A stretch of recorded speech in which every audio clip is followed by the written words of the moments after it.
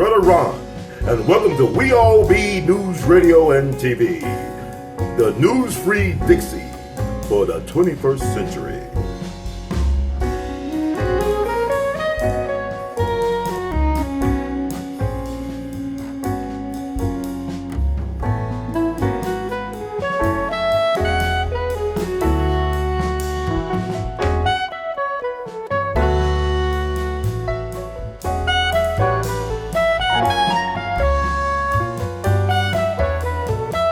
Well, good morning, boys and girls, scholars and laymen, ladies and gents. To the initiated as well as the uninitiated, welcome to We All Be News, Radio and TV, News Free Dixie for the 21st century in the year of our universal God of 2020. 2020 vision, 2020 goals. Happy New Year to everybody. Happy New Year to y'all. Happy New Year to all. I hope everybody's having a great start to the new year. Amplified blessings. Message received. Thank you all for reaching out to me over the holiday break, vacay, or whatever y'all did, and supporting the We All Be info movement, because knowledge is the currency of the universe, and knowledge ain't free. I know people are saying knowledge is free, and there's nothing free in this world. This world, you gotta pay a cost, whether that's upfront costs or hidden fees. You're always paying a cost to exist. Realize and recognize that, and if you're going to exist, why not exist in your best version of yourself? Life can be a video game. Life is a movie. You are the writer, the screen director, the screenwriter, the director, the executive producer, the star of your movie. This is your movie. Show up on time on the set, like Tom Hanks said last night in the Golden Globes. Show up on time. Most of life is really just about showing up. If you show up, you on the scene, even if you're not looking clean, if you just be on the scene, you can make things happen or take advantage of things and make them work in your favor. So I want to encourage you all to live your best version of yourselves this year and take no shorts. This is your movie. Be the star. Be the director. Be the executive producer. Be all that you can be in the year of 2020. So thank you all for supporting the We All Be movement in 2019. 2020 is going to be the year. I call this decade the Roaring Runties. My name is Brother Ron. I call this decade the Roaring Runties, because this is my decade. This is my decade. This is my time to take my place in terms of, in my generation, as far as I'm concerned. I'm looking forward to taking the risk, believing more in myself, amplifying my blessings, amplifying my gifts, and sharing them with the world. And I think everybody who's been on the ride with me for a while, I've been doing what I've been doing. This year was my 21st year of my artivism. As I've been doing this work, my God work that I acknowledge I've been doing, and I just embrace it. And now I'm learning more about the mission, and I'm excited because I'm really excited about you all getting the best version of myself for maybe many years to come. So thank you all who have supported me in the past, who are currently supporting me now, and who will support me in the future in this We All Be movement, because we all will be in it to win it. Once again, we all be in it to win it. Can you dig it? You dig? You dig? Okay, let's get to the point. I made a video last year about Bloomberg, the billionaire Mike Bloomberg historic visit to Memphis to unveil his Bloom Care. I call it Bloom Care, not Obamacare, not Trump Care, if he does cares, but Bloom Care, his ambitious goal for healthcare for the American people. He came to Memphis to unveil that. Unless you was living under a rock and you had no access, if your hearing wasn't working and you had no access to social media, Bloomberg announced that he wants to run, or he is running for the Democratic nomination as president. He's a multi-billionaire, three-term former mayor of NYC, New York mayor of NYC, the Big Apple. He's worth almost $60 billion as an individual. He's worth $60 billion. So you want to know what If you want to know what $60 billion look like, it looks like a short Jewish white dude from New York. And I seen it in person. So I know what $60 billion or almost 60 billion or $58 billion look like in person. Cause I saw Bloomberg at his visit on his campaign stop in Memphis, Tennessee, the city of good abode. So I want to share my thoughts about that, about his run, and also about Trump and some other things, because I want y'all to get this education. It's not gonna come from your schools. Not getting it at home. Get it online. Get it where you can get in. Get in where you fit in, player. Get in where you fit in. Like Too Short said, get in where you fit in, player. Player. Oaktown, the town. So I'm gonna give you my version of what you need to be knowing. You can fact check me all day long. I don't care because nobody believes a black man. Nobody believes a black man. Martin Scorsese had that Irishman. Everybody praised the Irishman. I'm gonna do a review on that too later on sometime. Is Frank Sheeran the white version of Frank Lucas? That's what I'm thinking. There's even truth in a lie. So what I said, people praising Martin Scorsese for his latest masterpiece, The Irishman. The thing about it is that the movie cost what, about $200 million, the aging process. Then you had these iconic stars like Pesci, De Niro, and Pacino, last named icon stars. They had some information wrong. I ain't talking about how did Jimmy Hoffa die. It's simple, like if you did a simple Google search or even went to, dare I say, Wikipedia, they had dates of some of the people who got killed in the movie wrong. Like, they had some dates of some of the key players involved in the Hoffa thing. They had them dying 4 years earlier or 2 years later or something like that. They didn't have, I mean, this man has a team of people, researchers, staff that could have really just make sure they had those facts right in the movie. Outside of how did Jimmy Hoffa really die, who did it, these are well-known facts that have been published in papers and whatnot and other sources. So I'm looking if I get $20 out of people, and yet I do my own research. I don't have a staff or crew, and also I want to thank everybody who's been reaching out about helping me with research. I'm definitely gonna hit you back. I'm only one person. It's a one-man movement, but I'm looking for people who are open to learning, who open to train, and who's open to help me do this God work to get it out to the people. Now let's talk about the Bloomberg visit. Like I said, this guy is worth almost $60 billion. He owns his own media network, Bloomberg, Bloomberg News.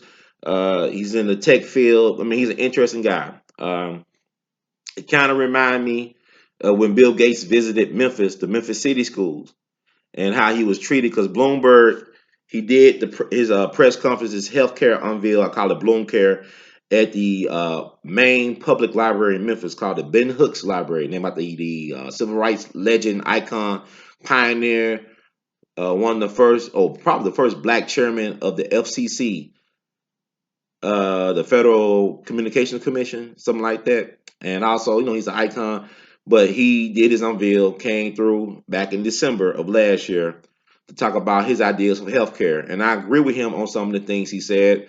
I actually really did enjoy listening to him in person.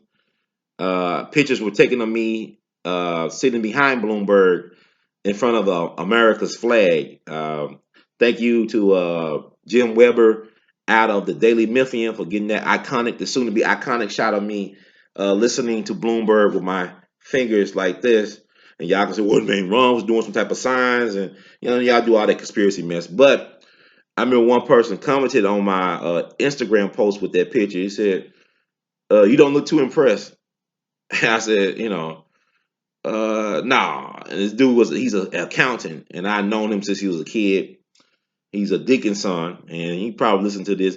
No, I'm not really impressed. I seen Bill Gates, and I've been around money. I went to college with folks with money, and some of the people with the most amount of money in the room are some of the most unhappiest or unhappy people in the world. I have been to school with rich kids, poor little rich kids.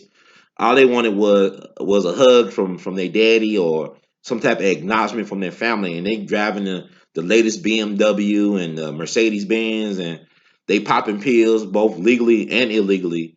And I remember one time a white girl, took me back to campus to my dorm room, my dormitory, and from the art school campus at WashU in St. Louis. And this is one of the top. It's like the Harvard of the Midwest, Harvard, Washington University. We call it WashU in St. Louis. She took me back from the art school, and she like got all type of anxiety issues and stuff. She popped all types of pills. She looked at me. She said, before I go, Ron, how do you keep it all together? That's what she asked me. She said, how do I keep it all together? I said, who said that I got it all together?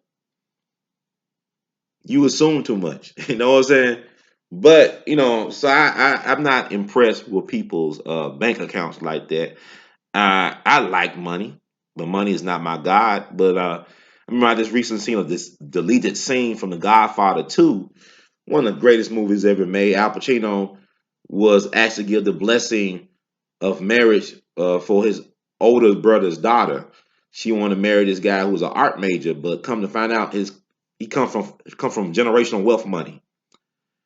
And Al Pacino character Michael Corleone told him there's no shame in having money. He basically said that having contempt for money is a trick that the rich taught the poor to keep them poor. Something to that effect. He said having contempt or hatred for money was a trick that the rich taught the poor to keep them poor. You think about this system, how it's set up, the majority of the world's population is impoverished on this system. So how is this system a success when the majority of the world's population, you got billions of people living off less than $2 a day? Last time I checked, you could do your own check. Let's Google how much people live off a day on average. The majority of the world's population is poor, not because the earth doesn't have resources, because the nature of the beast is about oppression, and a profit is about how they make profit in the systems is through pain. Your pain is the system's profit, like private prisons, like Wall Street.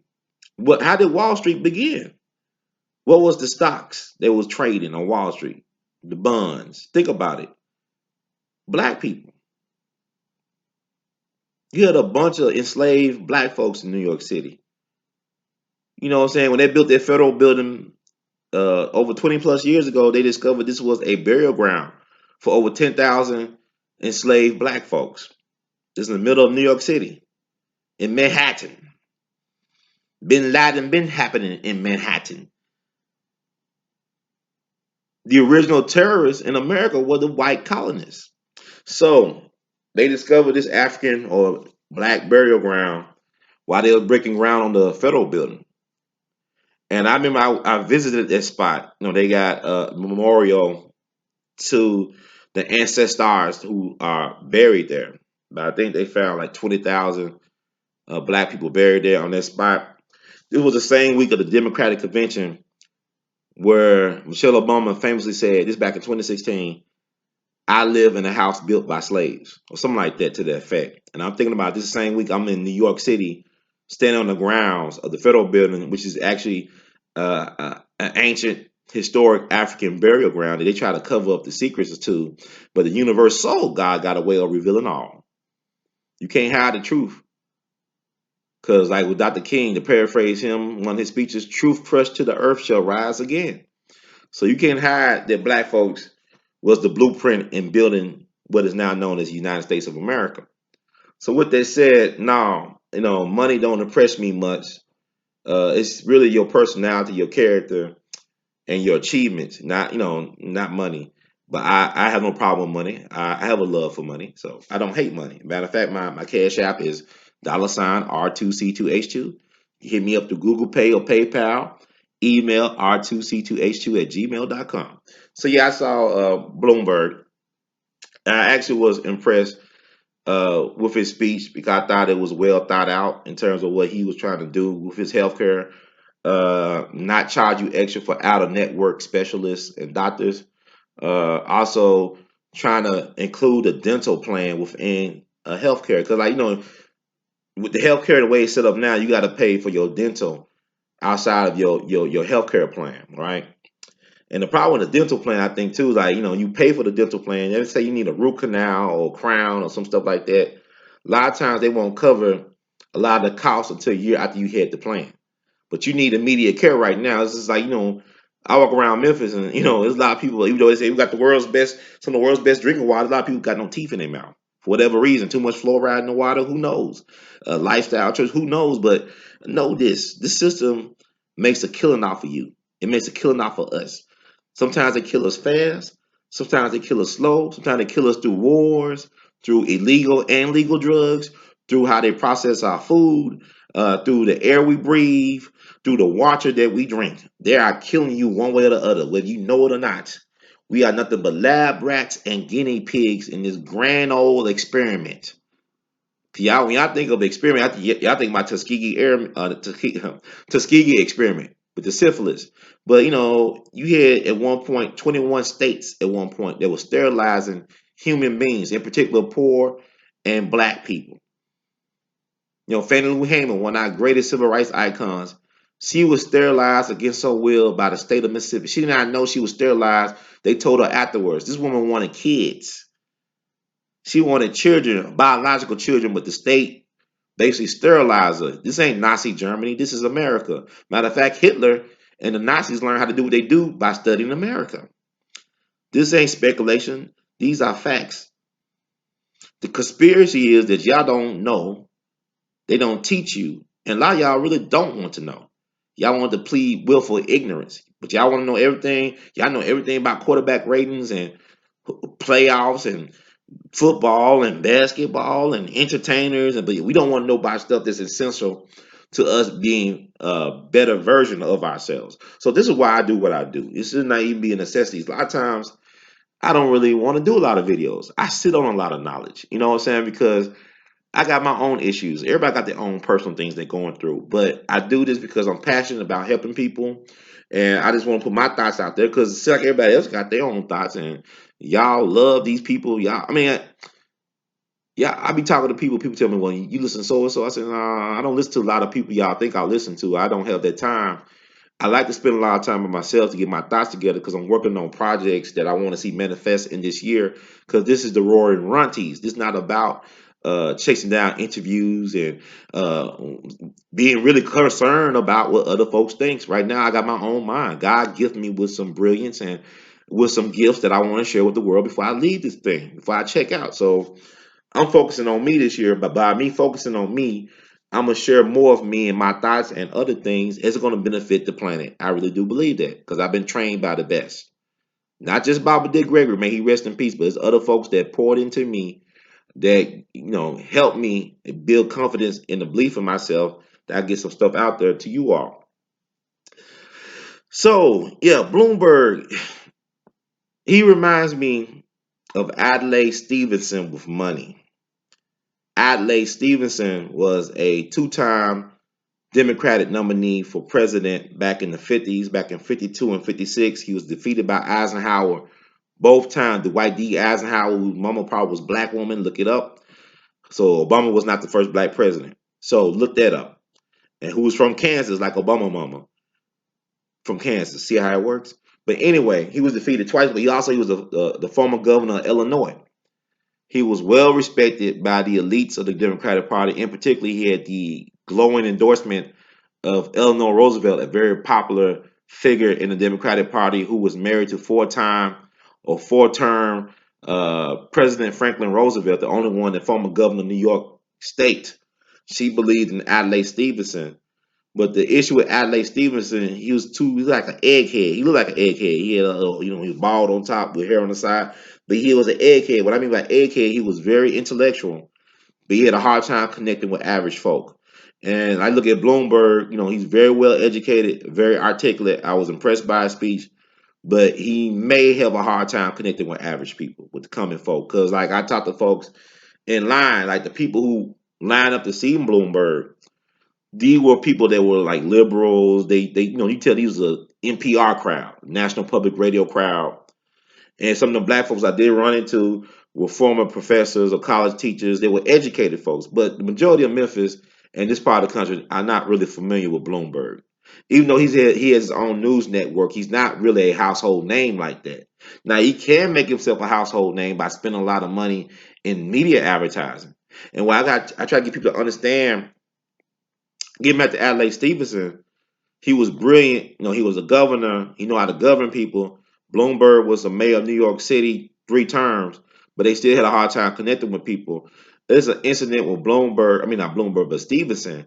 Like Stevenson became an ambassador for the UN for Kennedy. He was very crucial in doing some behind the scenes work during the Cuban Missile Crisis. I believe he died in Rome in 1965, I guess of a heart attack, but nobody dies a natural death. So they could have probably eliminated Stevenson. Who knows? It's like with Nick Gordon, Bobby Christina's boyfriend, who died, of a so-called drug overdose. He was just 30 years young, but they say he had several heart attacks, and you don't know what they did to them drugs. It's like with Marion Barry's son, who died of some type of drug overdose. They put all type of stuff into these drugs, and what people got to understand by street drugs or illegal, so-called illegal street drugs, a lot of times what's killing the people is not necessarily the drug itself, but what they use to cut the drug with. What's killing folks is the stuff they use to cut the drugs with. A lot of times, but that's another story. But Stevenson, it was an incident. I think it was a riot that was taking place in Harlem, of all places, I believe. Yeah, I could check this out for yourselves, but I just remember this story, and when I came across it, it just stayed with me a little bit. And Eleanor Roosevelt was with Stevenson, and I think Stevenson was trying to figure out what can he do to stop the riot. And Eleanor, he asked Mrs. Roosevelt, what can he do? And basically, she told him, if I gotta tell you what to do, then I can't help you. You can't be helped. If I gotta tell you how to be a leader in times of crisis, then I can't help you. You gotta trust your instincts and intuition. And the thing about Bloomberg, he's used to being, I guess, the smartest guy in the room with all the answers. But I enjoyed his speech. I enjoyed when the brother introduced him, who talked about the difficulties he had with his ailing mom in terms of getting adequate and sufficient and efficient health care. That was a good story to lead off with. But my issue was he did not allow for Q&A and for audience to express themselves in that moment. It was more like, I'm gonna tell y'all what this is about. I'm not gonna take no questions. I'm gonna go in the back, and that's it. And also, he was late. He wasn't punctual. He said because due to the airplane getting there late, whatever. But when he came, it's like he was at ease. I was impressed that he was comfortable being in that room and saying what he had to say. Like I remember back in 2000, how Al Gore, another one of these egghead brainiac dudes, he just looked very uncomfortable dealing with people. His mannerism, you saw how he was like they call him what the Tin Man. You know what I'm saying? He's just very uncomfortable in his own skin. And it's funny, like years after 2000, when he started, doing his climate change stuff, whatever you feel about it. Remember, I saw him on Saturday Night Live as himself. He was like, I guess, hosting Saturday Night Live, and he felt more comfortable in his skin. Had he been like that when he was running 2000, and really, quite frankly, to be honest with you, he didn't have to win Florida. He did. I believe Al Gore did win Florida in 2000, but if he could have won either Tennessee or Arkansas, he would have still became president with no problem. He could not carry Tennessee nor Arkansas. And that's a problem because Tennessee was the home state of his father, who was a very popular U.S. senator from Tennessee. He was very popular in Tennessee. He was a very well respected legend in Tennessee politics. And then you had Bill Clinton, who won both states, who also was a popular multi-term governor of Arkansas. So if Bill Clinton was the president, and even him campaigning, I don't know if he really utilized Bill Clinton because this is that. Yeah, I remember this like that in after this Lewinsky thing went down. It's kind of how they were trying to do with Trump with the impeachment, how they went really overboard with this Lewinsky thing. So Bill Clinton was damaged goods, but he still was very popular. That's the thing about Bill Clinton. He's fascinating to me because he gets into trouble because he can't control his other head, but at the same time, he's still very popular among the people. It's like with Hillary. Hillary is not as popular as her husband. She don't have that charisma. Hillary is very intelligent, don't get me wrong, but Bill Clinton got something special about him. He has a charisma. You could catch him screwing your daughter, you still probably vote for him. He could be in the room. Oh, just wiping my nose right quick. Just wiping my nose. It's not what you see. It's not what you think I'm doing. How you doing, by the way? I love you. You good people. Vote for me, please. Vote for me, please. Now I remember it could be doing that to your wife or your daughter or whatever. You say, "Oh man, I'm gonna let that go ahead go, man. I can't believe you doing me like this, man. But I'm gonna go ahead and overlook that." Because I remember when Bill Clinton did the eulogy for one of my Jegnas, the late great Judge Army Bailey, legendary civil rights activist, one of the co-founders, the visionary behind the National Civil Rights Museum, a prolific actor. I mean, he was the minister in How Stella Got Her Groove back, and also he was the judge that Woody Harrelson character Larry Flint threw oranges at in the courtroom in The People versus Larry Flint. So he did his movie thing. He was an author, activist. As a matter of fact, the courthouse is named after Judge Army Bailey, downtown Memphis, and he was a friend of mine, and I miss him. This year will mark the 5-year anniversary of his passing on July 12th. But Bill Clinton was the eulogist for Judge Bailey. And it was interesting how Bill Clinton is a genius at connecting with people, communicating. Especially he's like a black folks whisperer, not only a poor white whisperer. He's a white folks and black folks whisperer. And I'm gonna get into Clinton and tie all this stuff up together. But Bill Clinton, in his eulogy, he basically said, I got this on We All Be TV, the eulogy, cause I covered it as media. He said, you know what? Judge Bailey's grandfather owned a grocery store in South Memphis. My grandfather owned a grocery store in Hope, Arkansas. And I'll tell you something. One of my favorite things at my grandfather's store, I'm sure that Judge Bailey grandfather had these things too, were Jackson's cookies. Them lemon cookies, boy, I tell you, the greatest cookies ever made. Oh my God, them lemon cookies. And I can hear black women in particular, black people, oh Lord Jesus, Bill Clinton like Jackson cookies like us. Oh Lord, he just like us. He like Jackson cookies. And he ain't played the saxophone. No, we get so emotional as black people. We are so not politically sophisticated. 50 years ago, we were a little bit more politically savvy. We had five brands. Not only Dr. King, we had like Stokely Carmichael, Kwame Tory, you had H. Rap Brown, you had brilliant minds like Angela Davis. You had actually a counterculture that was more informed. And we in the age of information, folks are not that informed at all. You know, people are not that informed. They like zombies. It's like the Walking Dead. So I say all this to say politics is not about issues. Let me take that back. Voting is not really about the issues of the day. Y'all keep on telling me we got to vote. You know, voting is a trick. It's a rich man's trick to trick poor people. Voting is not the most important thing when it comes to politics. The most important thing when it comes to politics is to control your politicians through other means outside the vote. See, the person that's most respected to a politician is the folks that sign paychecks with big numbers, with football numbers on them, and they don't bounce. Because whoever controls the goal makes the rule. So what they said with politics is about name recognition. That's why I can say with confidence that Donald Trump can win again in a landslide, even in 2020, because his name is so recognizable. He's a known brand for decades. Donald Trump's name has been known for decades. He's a master at media spin. It's like with Jerry Jones with the Cowboys. No matter who wins the Super Bowl, who are the champs, or who's in the playoffs, Jerry Jones is still the biggest winner in football because Jerry Jones' brand is powerful. The Dallas Cowboys is the most valuable franchise of any sports league in the world.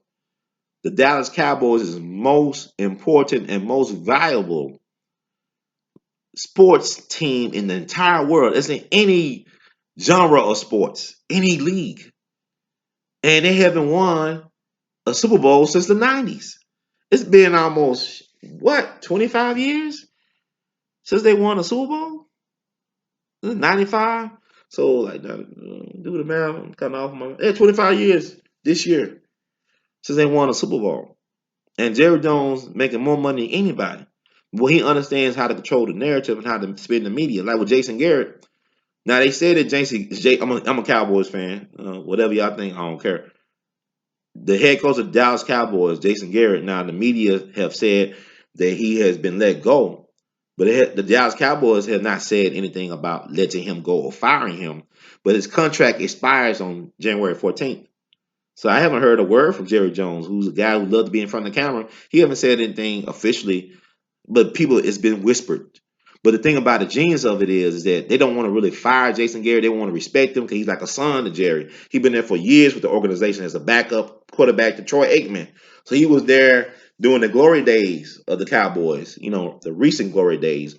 And so that's brilliant because by him not saying I'm gonna come out and fire him right now, he's allowing the media to talk about the Cowboys. Because every time I look at the NFL, been some great playoff games, been some brilliant historic playoff wins this past weekend. But on halftime shows and the pre and post games, they preoccupied with the Dallas Cowboys.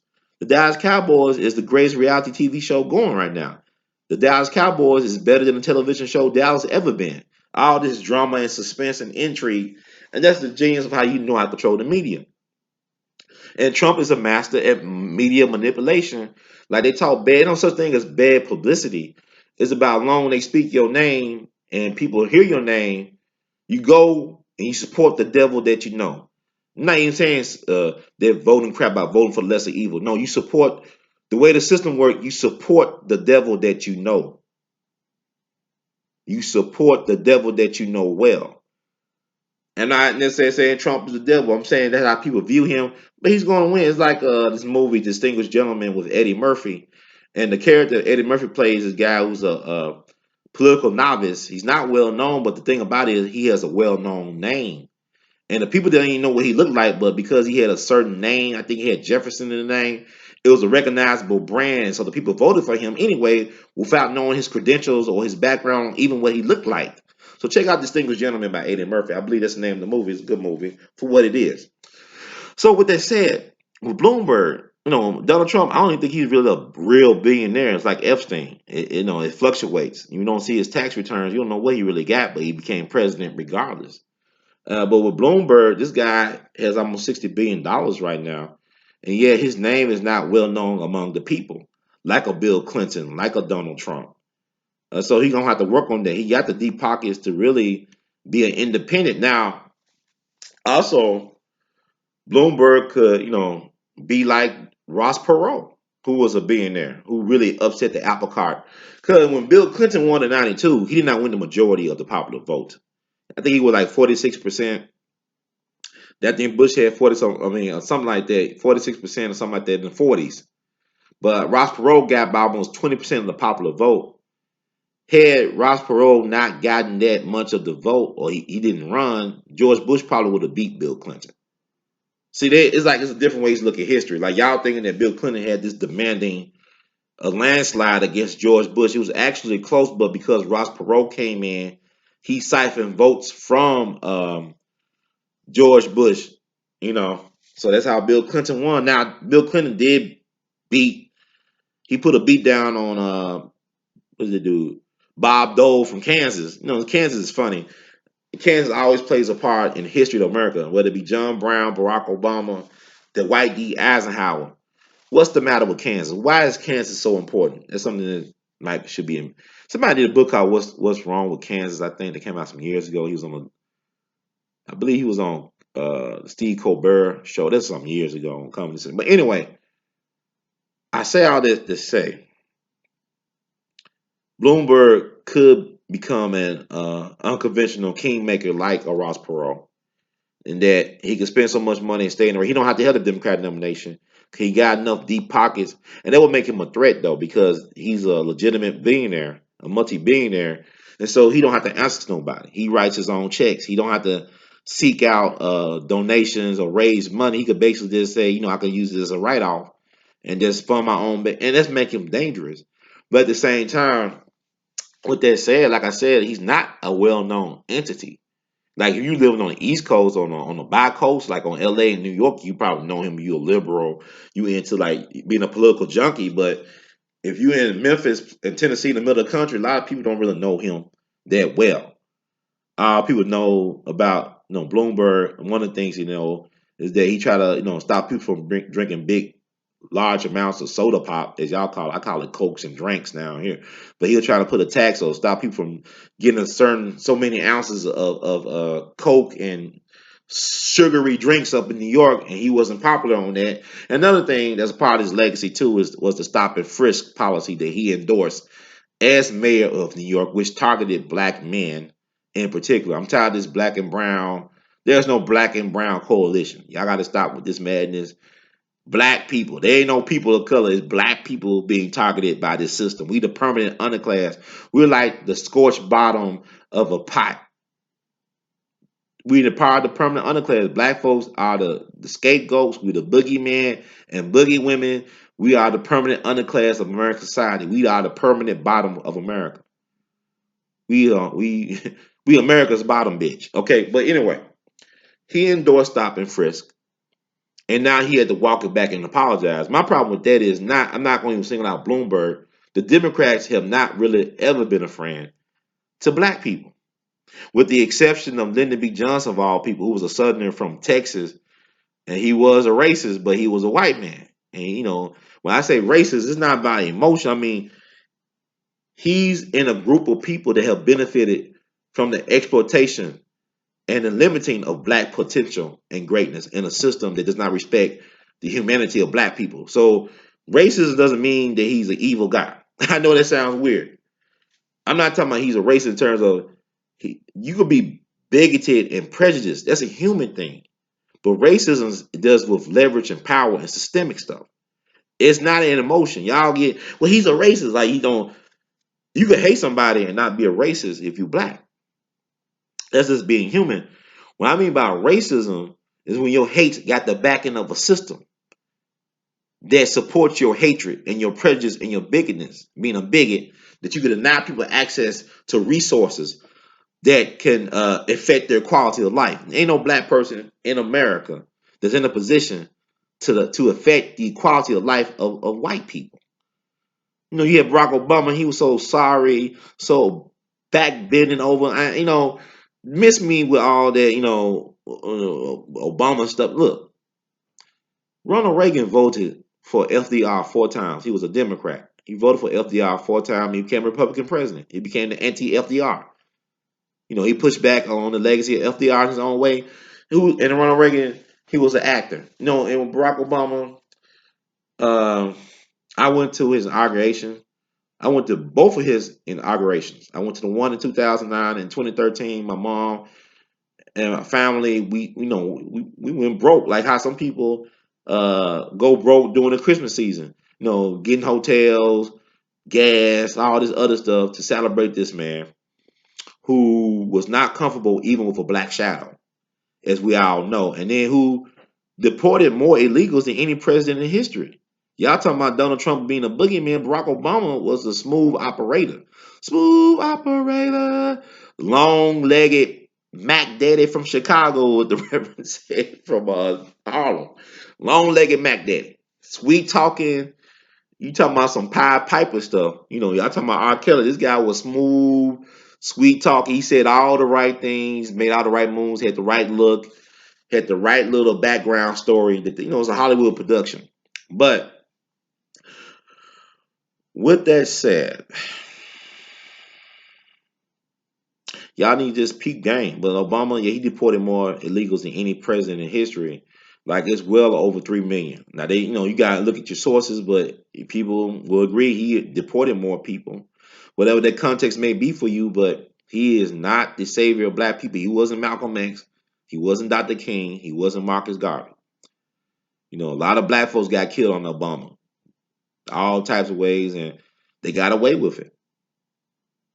And he escalated our involvement in wars abroad. I mean, you look at what they did to Gaddafi on his watch with Benghazi. See, Hillary, she was a gangster. Hillary Clinton is a product of the Chicago mob. Judge Joe Brown talked about the Barry Goldwater. I mean, whatever. Barry Goldwater, to me, he was not, he was just a politician. Matter of fact, Barry Goldwater, him and JFK, who was a Democrat, were very close friends. They talked about campaigning together in a little friendly contest in '64. It's like a lot of stuff, but when the media makes somebody be a boogeyman, you gotta do your own research and peel back the layers. But Hillary is a product of the Chicago mob because her mentor was a cat named Saul Alinsky, who was a community organizer, union guy, but he was a product of the Chicago outfit. He was a very smart man, very interesting guy. Look up Sal Alinsky. Y'all trying to tie Obama to Sal Alinsky, But Saul Alinsky was already dead by 72 before Obama even came to Chicago back in the 80s. So he was already off the scene, but his legacy is felt. He wrote a book about, rules for radicals and stuff. I think they say he dedicated to Lucifer or to Satan his book, whatever. And I don't really, I think he was an atheist, a Gnostic. He was Jewish. He was born as being a Jew. So what they said, his mentor was Frank Nitti, who took over for Al Capone from the mob, in Chicago, the outfit. So he learned how to organize, how to utilize the system at the helm of Frank Nitti, of all people. And then his other mentor was John L. Lewis, the founder of the Congress of Industrialized Organizations. He's a labor icon. So he learned from a union guy, a labor icon, John L. Lewis, how to do the political things, how to work the president, the administrations and stuff like that. Then he learned from Frank Nitti, Al Capone's successor, how to do it both ways as well. So this guy is the guy who discovered, who actually hand selected Hillary Clinton to be his protege. And you can look all this stuff up. This is all easily find research. And also with Bill Clinton, like all these folks are products of organized crime. This system is organized crime. Before you can have a Lucky Luciano and an Al Capone, they had to pass prohibition. Before you can have a Bugsy Siegel, all these people y'all talking about, y'all love these mafia Italian, y'all got this idea that these mafia people are bigger than our government. You are dead wrong. Before they could even get a foothold in this system, the U.S. government had to create prohibition as a law and amendment. That's how they got their money. It's like you look at the drugs and stuff that come to this country, but the people they utilize, they say we got war on drugs. It's really a war on poor black people. It's not a war on drugs because the drugs are controlled by the government. They allow these things to come into the country. You think about, they don't even talk about, when they a J.P. Morgan ship, they had all that tons of drugs or cocaine on it. Why nobody really talking about that anymore? It's like it came out one day and oh man, J.P. Morgan had a whole bunch of cocaine on their ship, and then it's forgot about. Like I tell people, some of the most important news come out on a Friday, because they want you to forget about it by the time Monday rolls around. Like right now, y'all forgot about the most important news that came out last week. Because it came out while y'all getting ready for football and the Golden Globes and all this stuff and the latest movie at the movie theater. All these distractions, right? So yeah, Hillary's a product of the mob, Chicago mob. Bill Clinton is also Bill Clinton also a product of the mob, of the Arkansas mob. They have New York influences. Like Bill Clinton was born in Hope Springs, Arkansas, but he grew up in Hot Springs, Arkansas. Now, Hot Springs back in the day, during the middle part of the 20th century, it was a hotbed for gangsters' vacation. It was a gangster's paradise. Like all the top gangsters around the country, whether it be Al Capone, Myron Lansky, Bugsy Siegel, you name all the top gangsters around the country, they would come to Hot Springs for a vacation. It was also a place where it was neutral, kind of like Vegas, where we come in town, we don't carry no beefs with us. If I got a beef for you, if I got a beef with you in Chicago, we don't take it to Hot Springs. It's neutral territory. It's where all the gangsters can gamble, screw, do their drugs, relax, meditate, reflect, enjoy themselves at the Hot Springs. But that's also where Lucky Luciano was caught when he was on the run from New York State for white slavery charges. The charges that would send him to jail for they sentenced him to 50 plus years, but he ended up becoming a government informant. And that's another thing I want to bring up about y'all talking about Tekashi 6ix9ine. Everybody snitching, and a lot of y'all snitch on yourselves every day through a thing called social media. So everybody's telling. Such thing nobody ain't telling. One person's snitch is another person's informant. I'm just letting y'all know. Because Lucky Luciano was able to get out that white slavery charge. He was able to get out serving 50-something years in prison by telling intel to the U.S. Navy during World War II. And he was like, protecting the harbors in New York on the East Coast and stuff like that. So he was able to make a deal with the government to get out, but he was deported. But he also was utilized by the government to create, the drug trade, the really the heroin, to help bring heroin into the country. Back in the 40s and 50s. He was involved in, look at that movie, The French Connection. Working with the Corsicans and all this stuff. He helped set up the drug trade for the government. And you can say what you want to say. Y'all talking about Samuel Bull Gravano, all them snitching. So with that said, Bill Clinton grew up in Hot Springs in that environment with all these gangsters and stuff, but also the person who ran Hot Springs, who was known as the mayor of Hot Springs, the unofficial mayor of Hot Springs, was a guy named Oni Madden. He was known as the Killer. He was a tough Irish gangster from New York City who once ran the Cotton Club. Once he resigned or retired from running the Cotton Club and from New York, they said, you can't stay in New York, only you got to leave here or we're going to put your ass in jail. He went to out west, in particular to Arkansas. He settled in Hot Springs, ran Hot Springs, Arkansas for decades. Died an old man, I believe, I want to say in 65 or in the 1960s. But what people don't know is that Bill Clinton's mom was one of his head nurses. She used to be a nurse. She used to take care of Oni Madden. So Bill Clinton will be in the Democratic Club, maybe playing his saxophone. This is in the same place where Oni Madden taking care of business. So Bill Clinton is used to dealing with that gangster element. He's a product of organized crime too, like his wife Hillary up in Chicago. He's a product of organized crime in Arkansas. So with Donald Trump, who's also a product of organized crime, who was Donald Trump's mentor? A guy named Roy Cohn, who was a lawyer for the mob.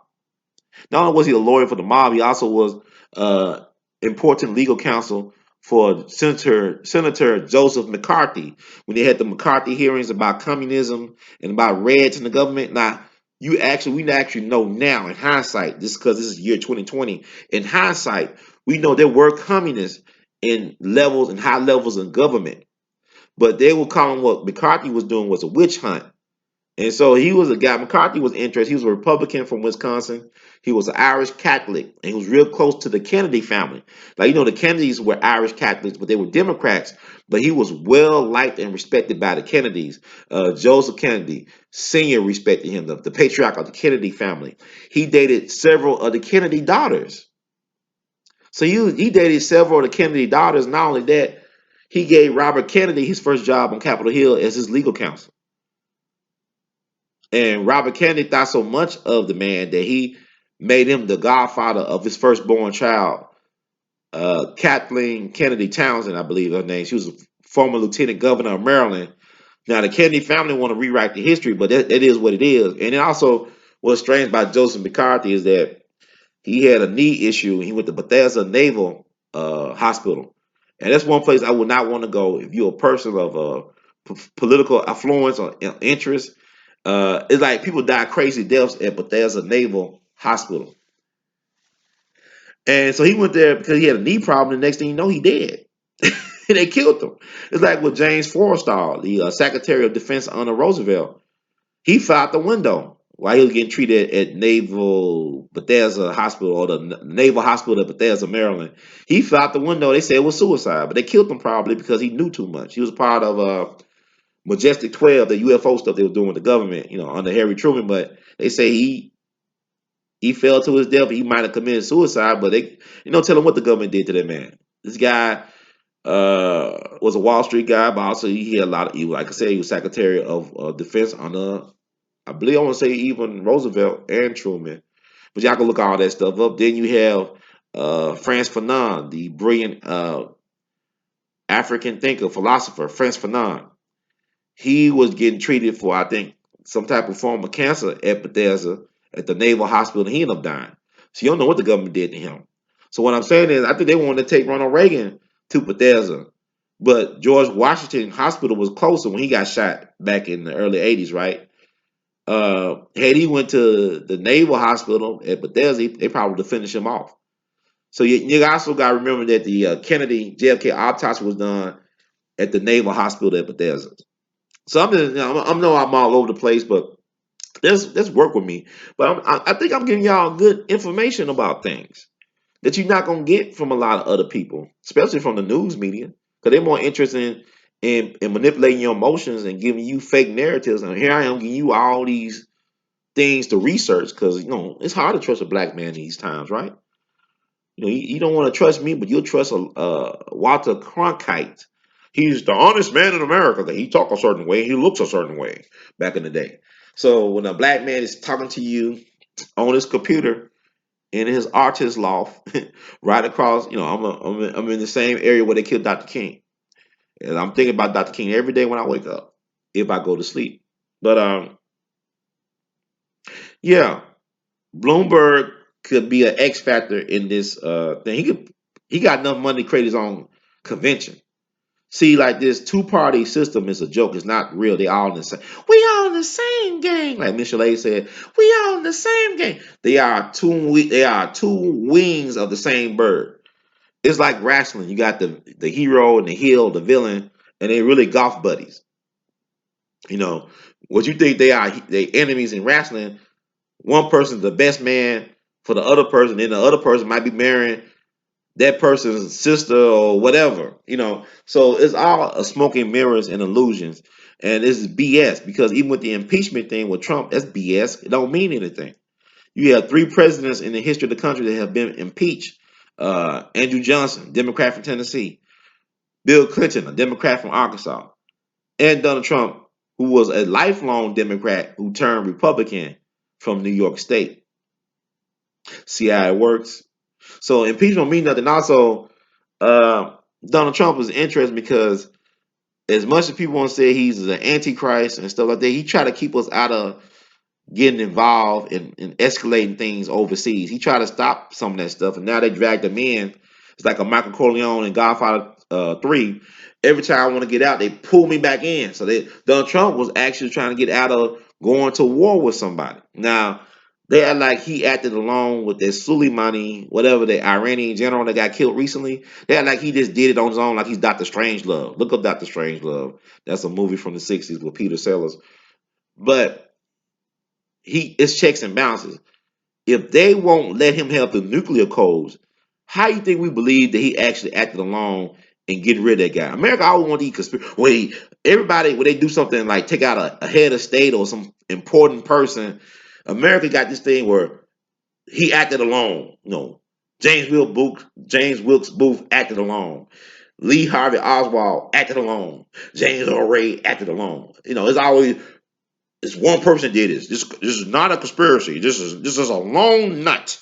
So Donald Trump is this lone nut that was elected by the people of the United States of America to be the president. So he's a reflection of America. I guess we all lone nuts then, because we put this man in office for better or for worse. But the thing I'm saying is, you got to think about what I'm saying.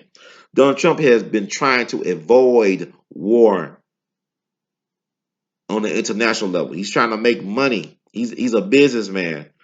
And he doesn't, they got him into this war thing. So now we may be going to war with Iran. And how you going to get rid of a president who's a wartime president? It's like, you look at 9/11. 9/11 had to happen for Bush to stay in the office. Because had not 9/11 happened, Bush would have been a one-term president. Should have been a no-term president. But because we the people are so lax and so complacent and so distracted and so dependent on our entertainment and bread and circuses, we didn't really follow through. We don't really have the heart to fight. Because even you look at our religion. Some of us follow. We just celebrated Christmas. And people talking about it's about Jesus. It's about corporations making as much money as can. Like most of these businesses make their most money during the Christmas season. So is it about Christ or is it about dollars? But what I'm saying with Jesus, people say, well, he died for our sins. We always want people to die for us instead of us standing up for ourselves. We've been programmed to say, well, Dr. King had to get shot on the balcony for us, and we still haven't made it to the mountaintop. We got GPS, we still can't find the top of the mountain. You understand what I'm saying? So we ass backwards. So what I'm saying is, with the Donald Trump thing, he deserved a Nobel Peace Prize more than Obama, the Drone Ranger. Obama blew up a lot of people. He's the Drone Ranger. Gangster. Sweet talking Mac Daddy. Long legged Mac Daddy from Chicago. He got y'all falling off your feet and he out dropping bombs. You dropped a bomb on me, baby. That's what Obama was doing. He was a distraction for the empire. Y'all into symbolism and crap instead of results and substance. We all into the feeling and the emotions instead of the logistics and the objectivity of it all. We don't need no agenda. We just happy to see a black face type of crap. And really, black face on the face of empire never served our people any good. If you are a black person, it's never been good for us. This is also the year of the 60th anniversary of the Bong Dong. think it's called the Bandung, something like conference that took place. All the people of color around the world, when African nations were getting their independence and people in Asia and in Latin America was waking up.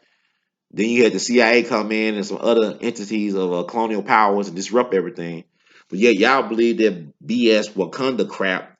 The Black Panther, now you see how flawed it is, going 2 years later almost. How Black Panther really was programming to keep us complacent and to keep us looking for white saviors and to save our enemies in spite of ourselves. Like, the CIA was one of the reasons why Africa is in the situation it is today.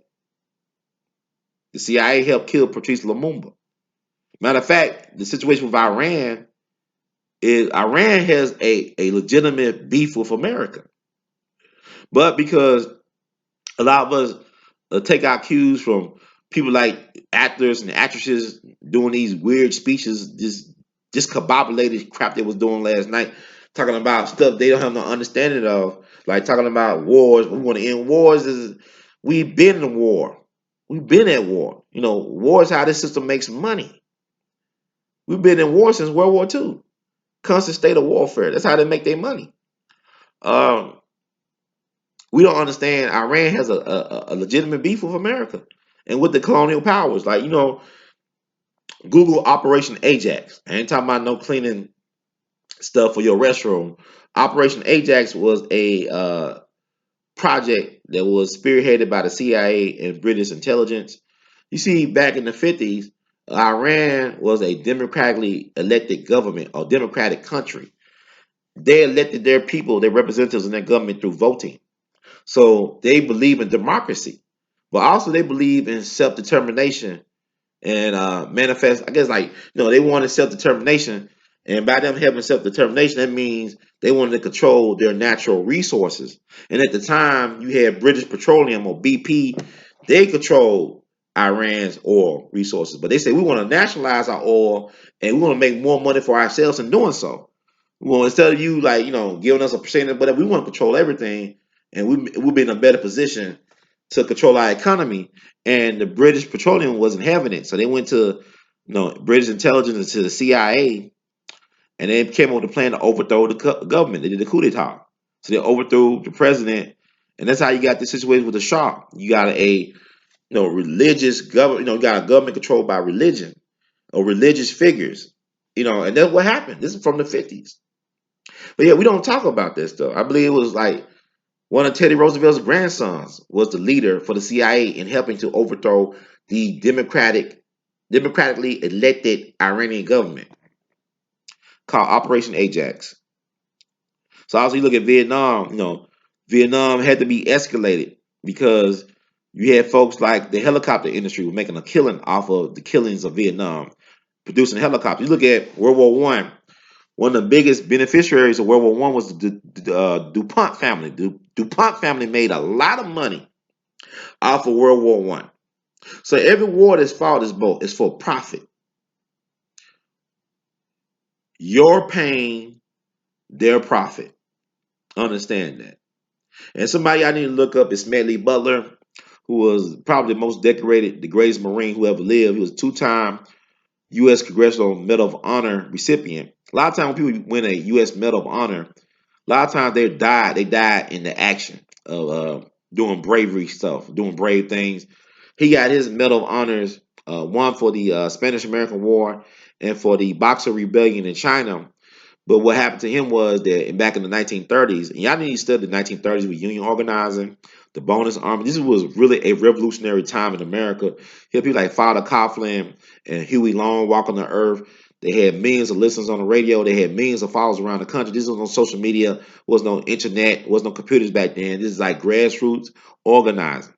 So with that said, Smedley Butler claimed that he was approached by certain players and entities from Wall Street to be a part of a coup to overthrow the American government to get rid of Franklin Roosevelt, and he'd be the replacement for Roosevelt, and that the government would be controlled by Wall Street banksters. So he went to the media and he said he testified before Congress with this conspiracy, but a lot of folks did not believe him. But he wrote a couple of books. He was the one that coined the phrase "war is a racket." Like he said, he was a He was worse than Al Capone as far as being a racketeer, whereas Al Capone operated only in Chicago. He was operating on multi-continents, creating banana republics for multinational corporations. Think about the Dulles brothers, the CIA spooks, who created banana republics for multinational corporations during the 40s and 50s and 60s. And then Kennedy was so sick of these guys. The CIA was created by the Democrats, by the way. He was so sick of these guys that he said he wanted to splinter the CIA into 1,000 pieces into the wind, and they got rid of Kennedy. You know, that one of the people he fired from the CIA, his brother was mayor of Dallas at the time he was assassinated. So we don't talk about stuff like, well, he just Oswald just did it by himself. And another thing about Democrats, getting back to old boy Bloomberg, like, stop and frisk, that might be his albatross. That might be his undo. Like with Joe Biden, he was the author behind the '94 crime bill that basically disenfranchised generational black folks. Basically, Democrats have made it their duty, it seems, to destroy the black family unit since the '60s.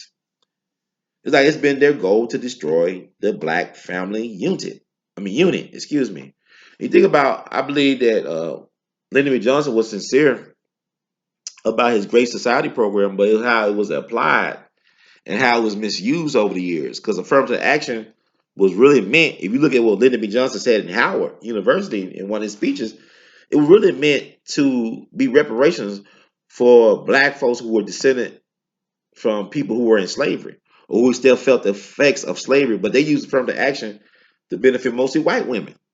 So it's how these things have been applied. It's like how they changed the rules, like how how the powers to be, they changed the rules and how they applied to Bill Cosby in his case. That's another story. But what I'm saying is, a lot of what ails black people have come out of the Democratic Party. Yeah, this is the party that a lot of black folks feel loyal to.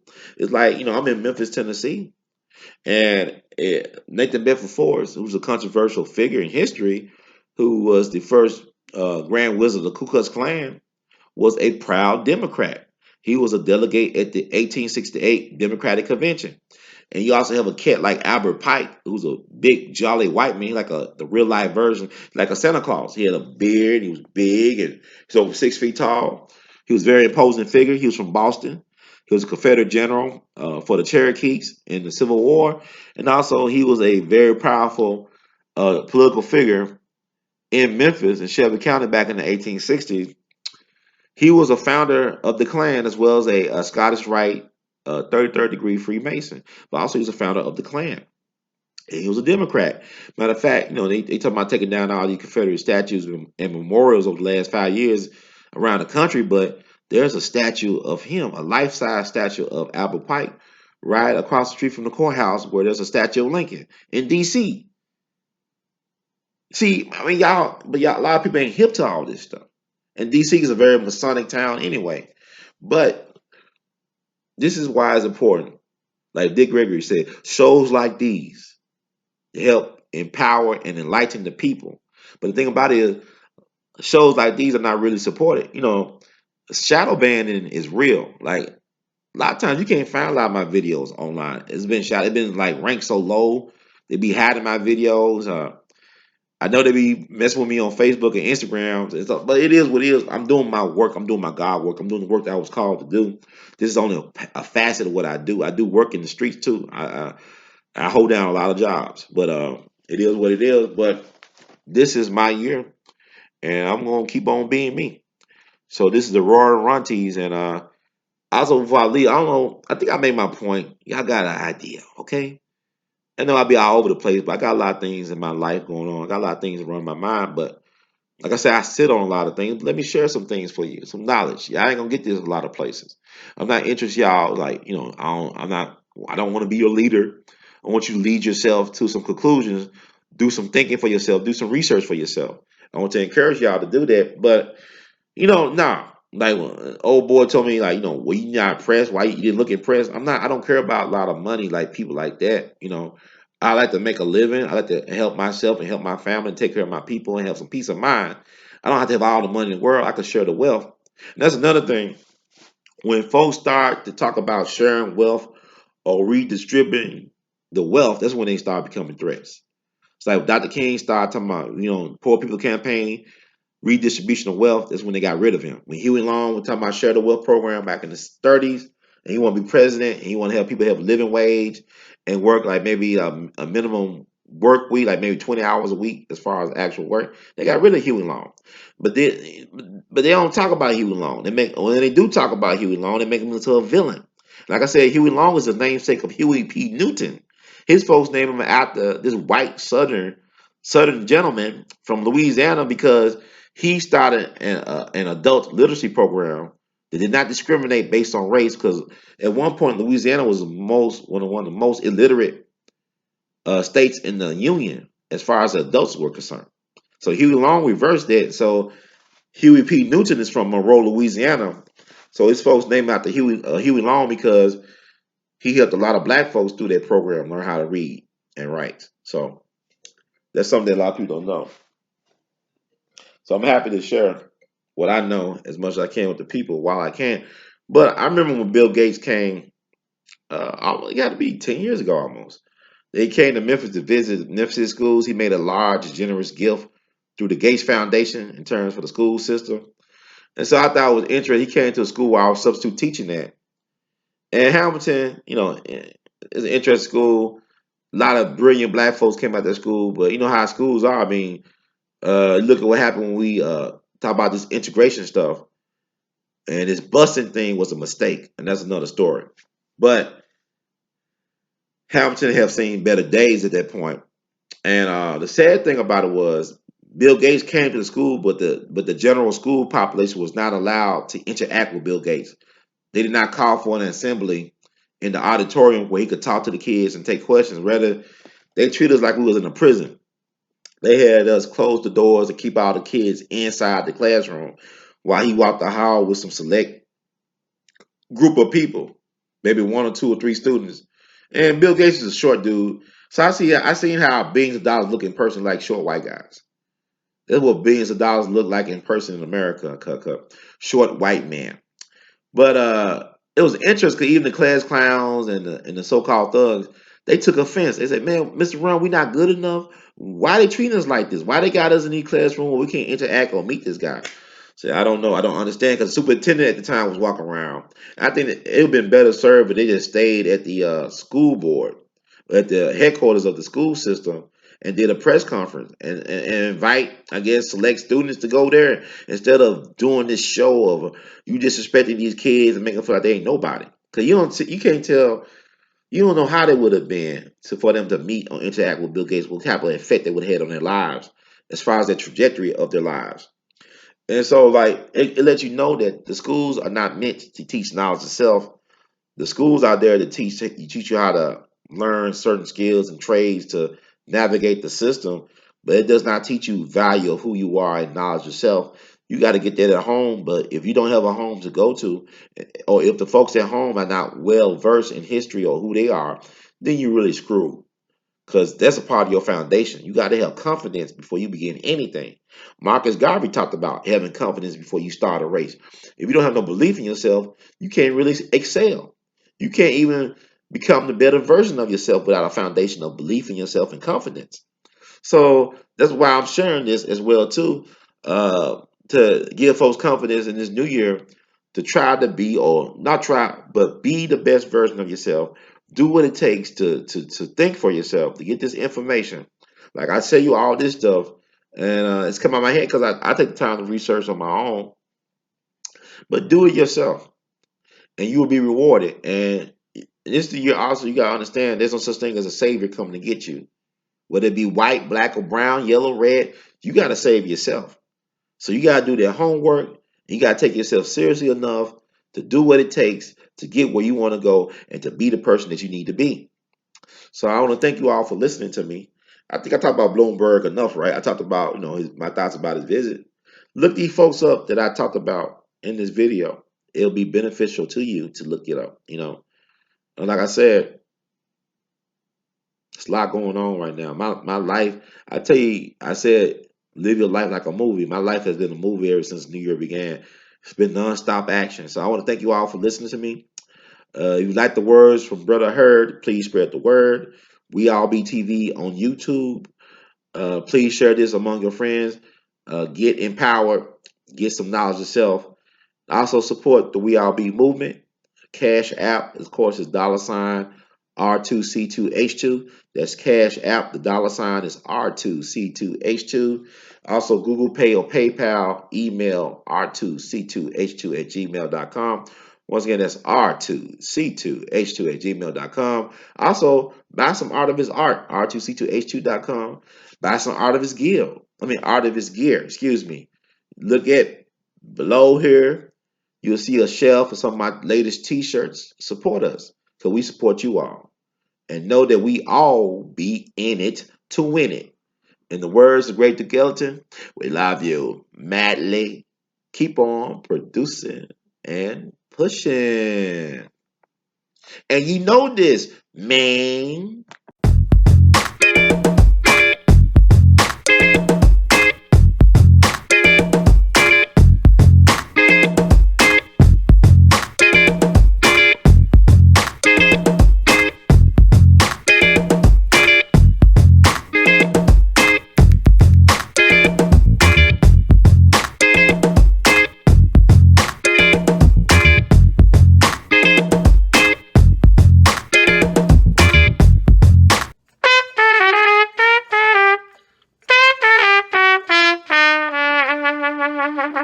Hey, everybody, this is Brother Ron. I am asking you all to do me a big favor. Think about supporting the We All Be movement. Your donation is tax deductible. The We All Be Group Incorporated is a recognized 501c3. And I'm just asking you all because I want to keep on bringing y'all quality work through the way that I know how to do best. And I'm going to sing my praises and toot my horn. A lot of y'all were not hip to Dick Gregory until Brother Ron brought him on the We All Be platform, until that jingle review we did.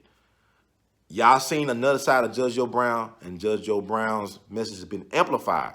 But it was We All Be that brought Judge Joe Brown to y'all back in 2014. And so many others. And we covered so many things. So help us out so we can help you all. Peace.